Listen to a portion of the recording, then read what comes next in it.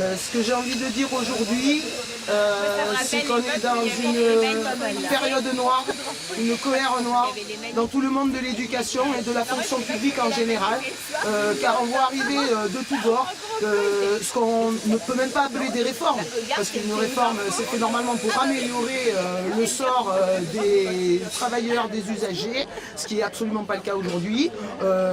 Toutes ces réformes sont extrêmement idéologiques et on rentre dans une ère du néolibéralisme destructeur. L'éducation n'est pas une marchandise, donc c'est ça que je veux dire aujourd'hui, que tout ce qui est en train de se passer est très cohérent.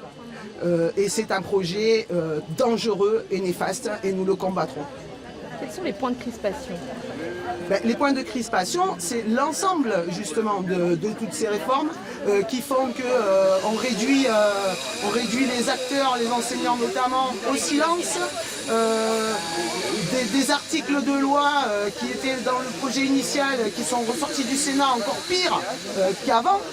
Aujourd'hui se tient la commission mixte paritaire, donc qui va décider est-ce que cette loi elle va être dès aujourd'hui valable pour la rentrée prochaine, ou alors est-ce que ça va repasser à l'Assemblée nationale. De toute façon, nous, on veut absolument le retrait de toutes ces réformes régressives, parce qu'on a un autre projet pour l'école, pour les élèves, pour les professionnels.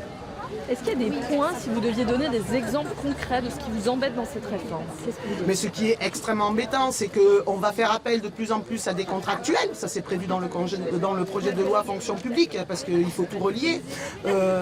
Donc on va avoir, dès l'année prochaine, si cette loi passe, par exemple, des étudiants dès la L2 qui vont venir faire des remplacements en responsabilité de classe sans aucune formation. La formation continue, bon, mais on n'en parle même plus tellement il n'y en a pas. Le ministre a fait là une circulaire de rentrée qui est abominable. C'est la mise au pas des enseignants, les livrets de toutes les couleurs, le orange, on nous donne des instructions, des injonctions. On n'écoute pas les représentants des personnels, puisqu'il est prévu dans le projet de réforme de loi de la fonction publique que les commissions qui sont en charge, consultatives, qui sont en charge pour les organisations syndicales de pouvoir vérifier par exemple comme aujourd'hui le mouvement des personnels qui est catastrophique, avec un logiciel qui tombe là du ciel, qui n'est même pas abouti, qui est arrivé en kit, que les personnels d'administration ont eu au dernier moment. C'est catastrophique. On a relevé des erreurs et des erreurs, des documents reçus là tous les jours, la nuit. On ne peut pas fonctionner comme ça, c'est pas possible. On ne nous écoute pas. On ne nous écoute pas. On a un autre projet pour l'école, donc il y a des articles qui ne sont pas possibles. Et c'est une cohérence de tout le projet. C'est pour ça que ce projet doit être retiré. Alors, on a réussi avec la mobilisation des professeurs, des parents, des élus, à faire retirer déjà l'article sur les fameuses PSF, les écoles du socle là qui regroupent les écoles, les collèges. On a réussi déjà à faire ça. Mais ça ne suffit pas. Ce projet, il est abominable. On a des articles qui visent à museler tout le monde. Les injonctions viennent du haut. On n'a plus de liberté pédagogique. Les évaluations, la ACP, des collègues ont été sanctionnés dans certains départements. Je veux dire, on nous enlève l'essence de notre travail, nous en tant que professeurs. Et sur l'ensemble de la fonction publique. C'est une privatisation, hein, entre guillemets, tout simplement, de tout le système éducatif et de toute la fonction publique. Voilà. Comment ça va se passer pour le bac à Dijon ?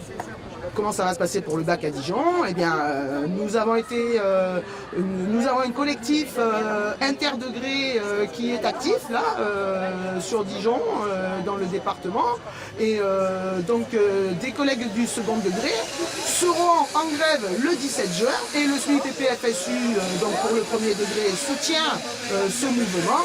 Donc les collègues seront devant leur bahut et ils manifesteront le fait de ne pas participer, parce qu'ils sont en grève, à la surveillance du baccalauréat. Alors après, l'administration réagit de différentes manières selon les établissements. Il faut savoir quand même qu'il y a des collègues dans des lycées, des collègues qui ont tous été convoqués, sont tous convoqués à 7h30, alors qu'ils ne devraient pas forcément, enfin c'est pas prévu initialement qu'ils y soient. Donc là effectivement, M. Blanquer a dit que tout se passerait bien et on voit effectivement comment la pression est mise dans certains établissements pour que à tout prix la surveillance du bac s'effectue. On en est même à des appels des parents, des aides, des assistants d'éducation. Bon, non, ça c'est pas possible. Donc oui, il y aura une grève le 17 juin. Des enseignants du second degré qui ne participeront pas à la surveillance du bac.